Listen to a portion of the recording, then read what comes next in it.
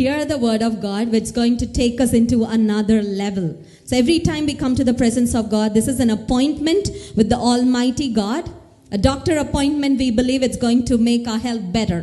But whenever we come to the house of God, this is a spiritual appointment. This is the appointment with the King of Kings and Lord of Lords. And we are going to go from here as a new person, as a changed person, revived, ignited, and with the fire to live for God and to show Him to the world. God created us to soar, not just to fly, and we are called to soar high in the sky.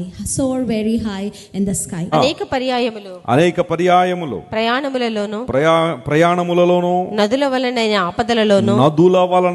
ఆపదల వలనను దొంగల వలనైన ఆపదలలోను నా స్వజనుల వలనైన ఆపదలలోను. చూడండి, దొంగల వలన ఏమొచ్చిందంటే ఆయనకి ఆపదలు వచ్చినాయి అంటే బహుశా ఏమై ఉండొచ్చు? పౌలు గారు ప్రయాణం చేస్తున్న కొంతమంది దొంగలు అతని దగ్గర ఉన్న ఏం చేసేవారు అనమాట, పట్టుకెళ్ళిపోయి ఉండొచ్చు. Matthew chapter 6 and verse 33. కాబట్టి మీరు ఆయన రాజ్యమును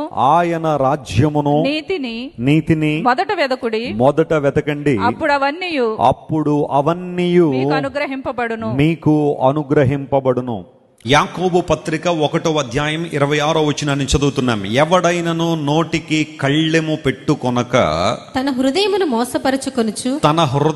మోసపరచుకొనుచు భక్తి గలవాడనని అనుకొనిన ఎడల వాని భక్తి వ్యర్థమే. ఆదికాండము 11వ అధ్యాయము 1 నుండి కొన్ని వచనాలు. భూమి అందంతటా ఒక్క భాషయు ఒక్క పలుకును ఉండెను. నీ మార్గమును యెహోవాకు అప్పగింపుము, నీవు ఆయనను నమ్ముకొనుము, ఆయన నీ కార్యము నెరవేర్చును. నా ఊపిరై నా కాపరై నన్ను హత్తుకున్న